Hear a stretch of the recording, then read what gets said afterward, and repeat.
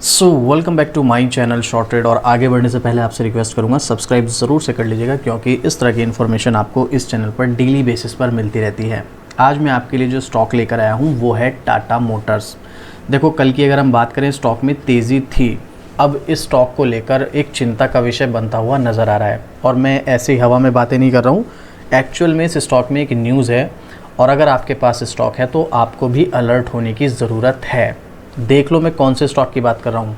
Tata Motors auto industry की दिग्गज company है जिसने पिछले कुछ सालों में अपना मार्केट शेयर भी दुगना कर लिया है। और दूसरी बात, टाटा ग्रुप का भरोसा देख रहे हो आप यहाँ पर, कितनी बड़ी कंपनी है और इस कंपनी में भी प्रॉब्लम आएगी। अब आप एक बात का हमेशा ध्यान रखना, किसी भी कंपनी के स्टॉक में एंट्री लो, चाहे कोई भी कंपनी हो, इवन रिलायंस ही क्यों ना हो, अगर आप गलत टाइम पे एंट्री लोगे तो आपको यहाँ पर लॉस झेलना पड़ेगा, कोई ऑप्शन आपके पास नहीं होगा।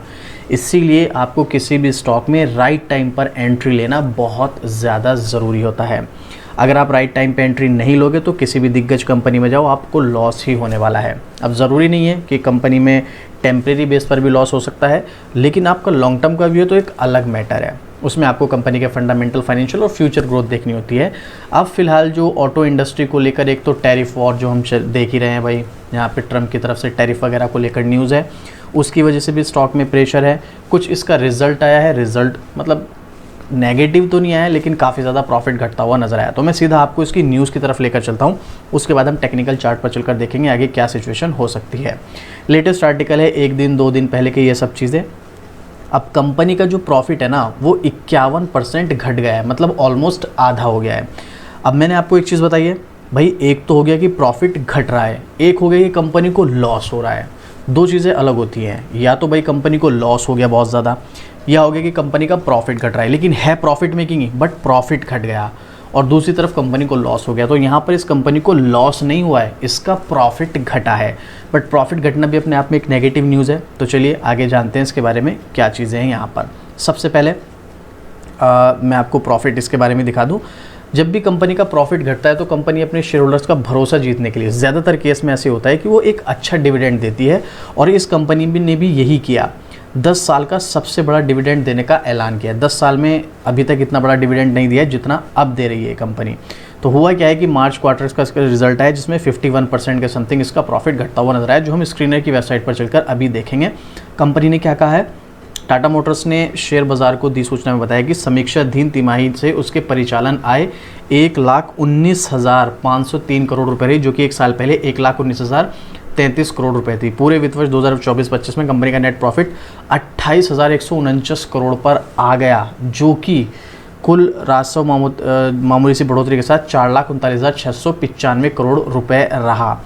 और रीज़न क्या है, जैगुआर और लैंड रोवर की हम पिछले कुछ टाइम से देख भी रहे हैं, थोड़ी सी सेल्स जो इनकी घटती हुई नज़र आ रही है। यहाँ पर आप देखेंगे पिछले साल की तुलना में 1.7% कम रही रेवेन्यू, जो कि लास्ट ईयर के कंपैरिजन में 7.7 बिलियन थी पहले, जो थोड़ी सी घटती हुई नज़र आई है।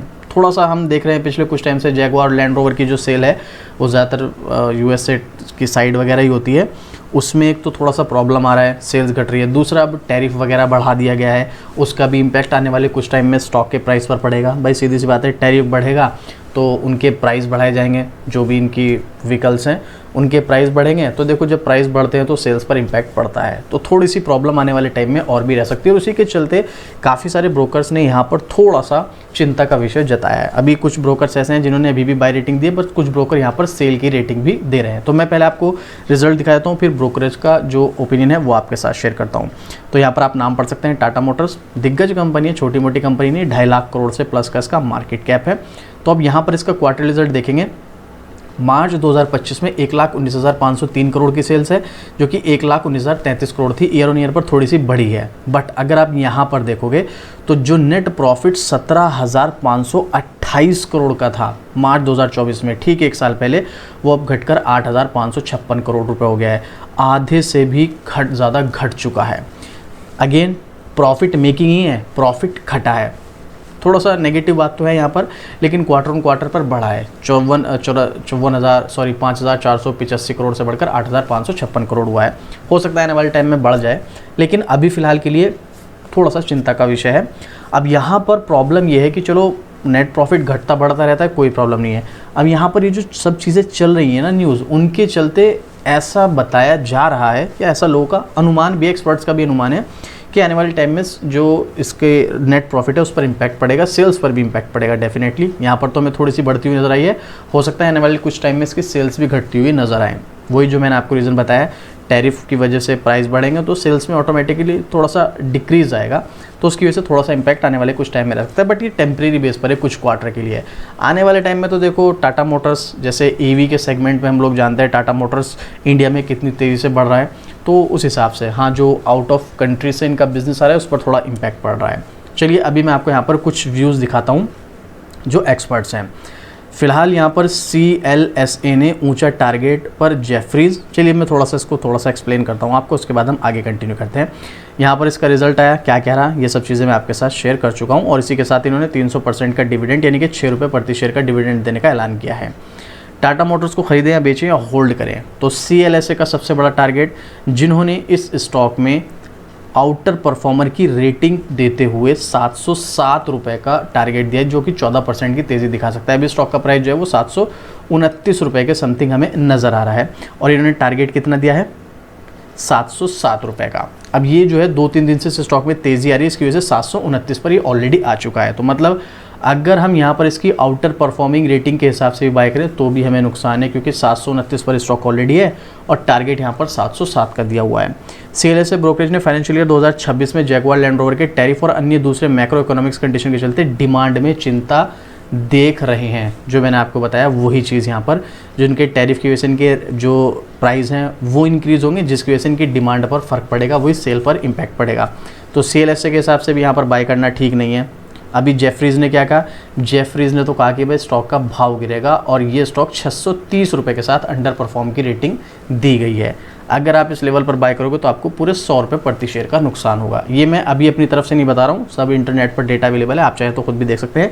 ये जेफरीज़ की तरफ से दिया गया टारगेट है, ठीक है। वही जो वो भी यहीं यहाँ पर भी वो बताया गया है, जैगुआर लैंड रोवर में अमेरिका टैरिफ और चीन के बढ़ते हुए कंपटीशन की वजह से अगले के साल कठिन होने की उम्मीद जता रहा है। जो मैं आपको बता रहा हूँ वही टाटा मोटर्स के शेयर होल्डर्स के लिए नेगेटिव न्यूज़ है, टेम्परेरी नहीं, थोड़ी सी लंबे समय तक भी हो सकती है प्रॉब्लम, कुछ क्वार्टर्स की। सिटी ने रेटिंग सस्पेंड, अपनी रेटिंग को सस्पेंड कर दिया। ब्रोकरेज का मानना है कि Tata Motors company management India के लिए कमर्शियल व्हीकल बिजनेस के लिए पॉजिटिव लग रहे हैं, वहीं पैसेंजर व्हीकल्स के लिए बिजनेस की विशेष इलेक्ट्रिकल व्हीकल सेगमेंट के लिए नियर टर्म में कुछ चुनौतियां देखी जा सकती हैं। देखो इंडिया में तो फिर भी उम्मीद है कि ये अपने बिज़नेस को अच्छा एक्सपेंड कर ही लेंगे, क्योंकि टाटा का भरोसा है इंडिया में एक अलग ही लेवल पर है।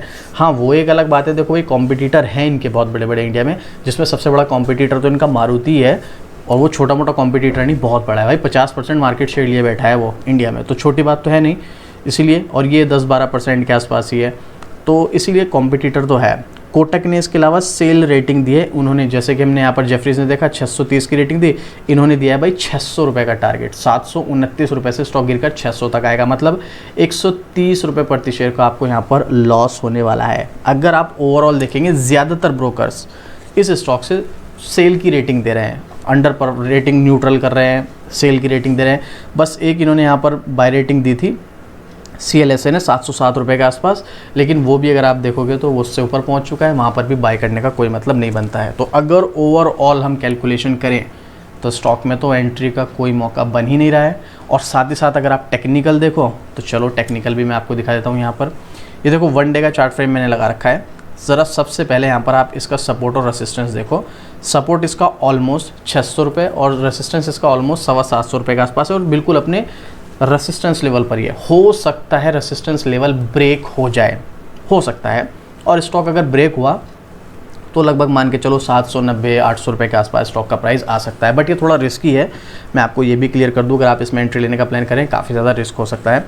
पहली बात, ये सब चीज़ें देखने के बाद और इसका रिजल्ट आने के बाद स्टॉक में अभी थोड़ा प्रेशर रहेगा। अभी 2 दिन से हमें तेज़ी देखने को मिल रही है, लेकिन ये टेम्परेरी तेज़ी है। अगर आप स्विंग ट्रेड के लिए स्टॉक में जाने का प्लान कर रहे हो तो बहुत बड़ी गलती हो सकती है इस लेवल पर एंट्री लेना।